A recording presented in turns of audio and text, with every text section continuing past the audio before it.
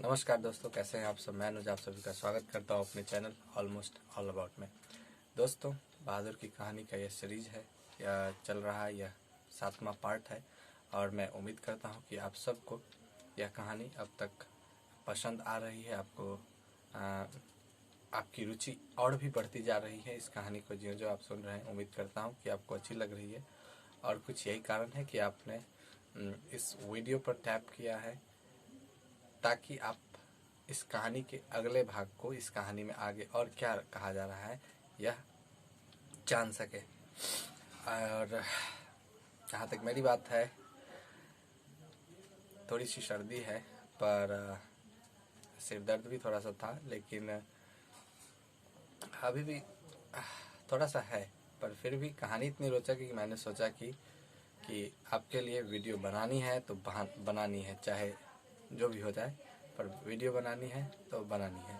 और मेरी कोशिश रहेगी, पूरी कोशिश रहेगी कि आपके लिए इसके पार्ट प्रतिदिन मैं अपलोड कर दिया करूं, ताकि आपसे इसके भाग मिस न हो और आप कहानी का आनंद ले सकें। तो दोस्तों, चलिए अब बिना वक्त जाया किए, बिना वक्त गवाए, चलिए शुरू किया जाए।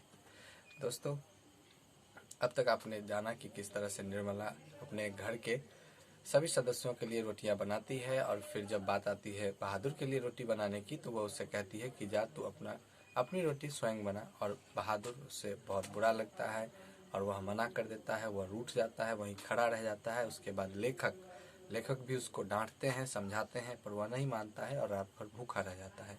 यहाँ तक कहानी थी लास्ट के पार्ट में, यानी छठे पार्ट में।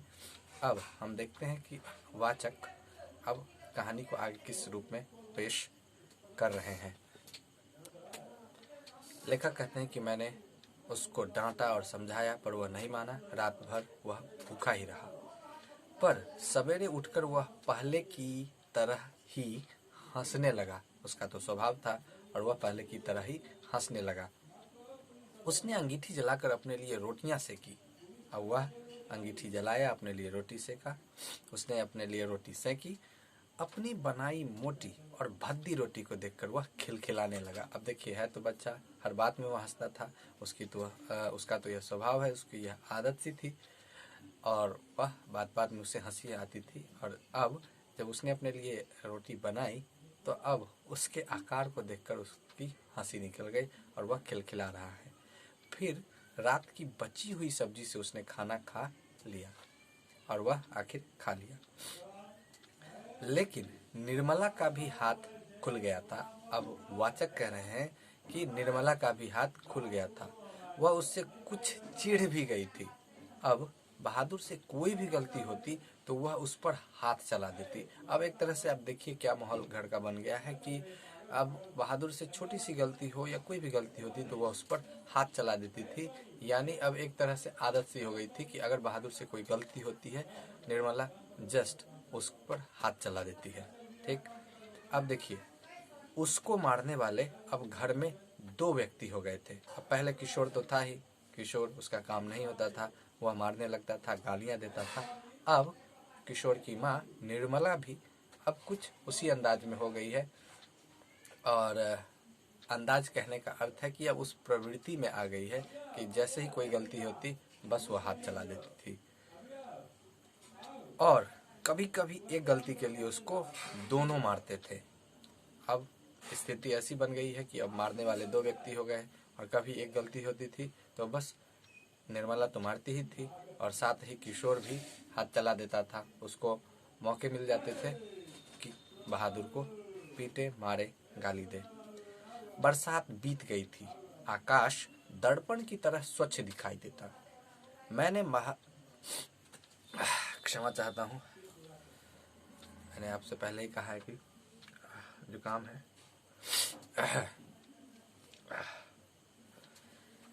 अब देखिए क्या कहते हैं लेखक।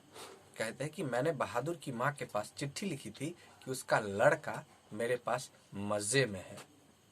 अब उसने चिट्ठी लिखी कि उसका लड़का उनके पास मजे में है और मैं उसकी तनख्वाह के पैसे उसके पास भेज दिया करूंगा। लेकिन कई महीने के बाद भी उधर से कोई जवाब नहीं आया था। अब वाचक ने बहादुर की माँ को एक चिट्ठी लिखी और उन्होंने बताया कि उनका लड़का उनके पास मज़े में है, पर कई महीने के बाद भी उधर से कोई जवाब नहीं आया था। मैंने बहादुर से कह दिया था कि उसका पैसा यहाँ जमा रहेगा, जब घर जाएगा तो लेता जाएगा। वाचक उन्होंने, क्योंकि स्वामी है वो, घर के स्वामी हैं, तो उन्होंने कह दिया था बहादुर से कि अब तुम जब अपना घर जाओगे तो अपना पैसा लेते जाना। पर अब बहादुर से भूल गलतियां अधिक होने लगी थी। अब यह मुद्दा यह है कि क्यों उससे गलती अधिक होने लगी थी। कारण यह कि अब घर में मारने वाले 2 व्यक्ति हो गए थे। छोटी सी भी गलती होती थी तो निर्मला मारती ही थी, साथ में किशोर भी अपना हाथ उस पर चला देता था, उसे गाली दे देता था। अब ऐसे में होता क्या है, देखिए सामान्य जीवन में भी आप इसको अगर देखेंगे इस घटना को, तो कोई भी व्यक्ति हो या कोई बच्चा हो, अगर वह बेहतर कर रहा है और आप उसके काम को अप्रिशिएट करते हैं, उसकी प्रशंसा करते हैं, तो वह और भी बेहतर करने की कोशिश करता है। पर यदि आप उसे डिसअपॉइंटेड करेंगे, अगर आप उसे निराश करेंगे, हतोत्साहित करेंगे, तो ऐसे में क्या होगा कि वह जो अच्छा कर रहा था, अब उसके मस्तिष्क में बस ये बात चलने लगती है कि कहीं मुझसे फिर गलती ना हो जाए। और इस क्रम में क्या होता है कि इसी क्रम में बच्चा या व्यक्ति गलती कर बैठता है, और गलती कर बैठता है, जैसे ही गलती होती है तो बस मौके मिल जाते हैं, उसको गाली पड़ती है, उसे पिटाई लगती है, और इस रूप में क्या होता है, वो और डीमोटिवेट होता है और भी उससे गलतियां होने लगती है। अब आप पर ही कोई अगर किसी प्रकार का मानसिक दबाव बना दे, तो ऐसे में क्या होता है कि आपका दिमाग बस उस चीज़ को ही सोचने लगता है, और ऐसे में गलती के चांसेस और भी बढ़ जाते हैं, गलतियां होने लगती हैं। And then doing mistakes is an easy thing in this kind of situations, कि इस तरह की परिस्थिति में गलतियां करना एक सामान्य बात हो जाती है, एक आप कहें कि आदत सी पड़ जाती है। क्योंकि हमारा मस्तिष्क उस ओर ध्यान देता है, किस ओर, कि कहीं मुझसे गलती ना हो जाए, और गलती ना हो जाए इस रूप में गलती हो जाती है। तो कुछ यही स्थिति बन रही थी बहादुर के साथ में। इसलिए लेखक ने कहा कि अब बहादुर से भूल गलतियां अधिक होने लगी थी। शायद इसका कारण मारपीट और गाली गलौज हो। अब देखा आपने, बिल्कुल क्लियर है, जैसा मैंने बताया कि यही कारण ही था, सामान्य रूप से यही कारण है कि जब आप किसी को मारते हैं, मानसिक दबाव देते हैं, तो क्या होगा, उससे गलती होगी, क्योंकि वह मोटिवेट तो हो ही नहीं रहा है, प्रोत्साहन से मिल नहीं रहा है। और जैसे ही आप किसी को प्रोत्साहित नहीं करेंगे, तो ऐसे में क्या होगा, वो आगे नहीं बढ़ेगा, वो और पीछे होता जाएगा, उससे और भी बैड परफॉर्मेंस होने लगेंगे, उससे आप अच्छे की उम्मीद नहीं कर सकते हैं। मैं कभी कभी उसको रोकना चाहता, फिर यह सोचकर चुप रह जाता कि नौकर चाकर तो मारपीट खाते ही रहते हैं। अब देखिए, इस चीज को भी अभी फिलहाल जो घर के स्वामी है, जो लेखक है, वह इस चीज को सामान्य रूप में ले रहे हैं, कि वह इस कारण से चुप हो जाते थे कि नौकर चाकर तो मार पीट खाते ही रहते हैं। वो इस चीज को अभी सामान्य रूप में ले रहे हैं, वह बहुत गहराई से इसको नहीं ले रहे हैं। उन्हें अभी भी उम्मीद है कि माहौल सही हो जाएगा, और फिर से माहौल वैसा ही हो जाएगा जैसा पहले था, शुरुआत के दिनों में, जब बहादुर नया नया घर में आया था। एक दिन रविवार को मेरी पत्नी के एक रिश्तेदार आए। वे बीवी बच्चों के साथ थे। अब आप देख रहे हैं कि लेखक कह रहे हैं कि एक दिन रविवार को मेरी पत्नी के एक रिश्तेदार आए, वे बीवी बच्चों के साथ थे। अब पूरा का पूरा परिवार, पूरी की पूरी फैमिली आई थी, वह साथ में बच्चे भी थे। वे अपने किसी खास संबंधी के यहाँ आए थे, तो यहाँ भी भेंट मुलाकात करने के लिए चले आए थे। घर में बड़ी चहल पहल मच गई। अब तो यह स्वाभाविक है, जब भी कोई गेस्ट आ जाते हैं, आपके भी घर में जब कोई गेस्ट आते होंगे, या आपने महसूस किया होगा कि आप ही जब एज ए गेस्ट, अतिथि के तौर पर किसी अन्य परिवार में जाते हैं, अपने रिश्तेदार के यहाँ जाते हैं, तो एक चहल पहल सी मच जाती है, या आपके ही रिश्तेदार जब आपके यहाँ आते हैं तो एक चहल पहल सी मच जाती है।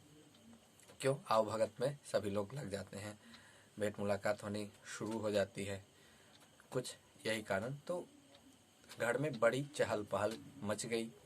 मैं बाजार से रोहू मछली और देहरादूनी चावल ले आया। अब देखिए लेखक बता रहे हैं कि वही आओ भगत वाली बात है कि आओ भगत में बेहतर से बेहतर भोजन कराया जाना चाहिए अतिथि को। कुछ यही माहौल सा बन गया है और इस कारण से वे बाजार से रोहू मछली और चावल, सामान्य चावल नहीं, देहरादूनी चावल लेकर आए हैं। नाश्ते पानी के बाद बातों की जलेबी छनने लगी। अब तो सामान्य रूप से होता है ये कि रिश्तेदार जैसे ही आते हैं तो सबसे पहले तो आवभगत होता है, नाश्ता पानी होता है, भोजन करते हैं साथ में वगैरह वगैरह, और उसके बाद फिर बातों की जलेबी तो छननी ही है। लंबे लंबी बातें निकलने लगती है, लंबे लंबे कारण तर्क वितर्क सब होने लगते हैं। कौन कहाँ किस स्थिति में है, किस तरह का माहौल है, कौन क्या कर रहा है, कुछ इस तरह की बातें होने लगती है। या फिर आप क्या कर रहे हैं, आपका बेटा क्या करता है, क्या वो पढ़ता है नहीं पढ़ता है, आपके बच्चों की शादी हो गई नहीं हुई वगैरह वगैरह। आप समझ रहे हैं कि मैं क्या कहना चाह रहा हूँ कि बात की जलेबी छनने का मतलब कोई भी बात हो सकती है ना, यह बस डिपेंड करता है सिचुएशन पे। तो बात की जलेबी छनने लगी, पर इसी समय एक घटना हुई। अब देखिए हमेशा की तरह कहानी में ट्विस्ट, बीच में एक ट्विस्ट। हर जगह पर जब माहौल सही रहता है बीच में एक ट्विस्ट है, तो कुछ ना कुछ हो गई। तो दोस्तों अब कहानी का जो अगला भाग है मैं अब अगले पार्ट में बताऊंगा, और इसी के साथ मैं इस वीडियो को समाप्त करता हूं। तब तक के लिए आप अपना ख्याल रखें, आप अपनों का ख्याल रखें, और आपसे मिलते हैं अगली वीडियो में। Bye bye.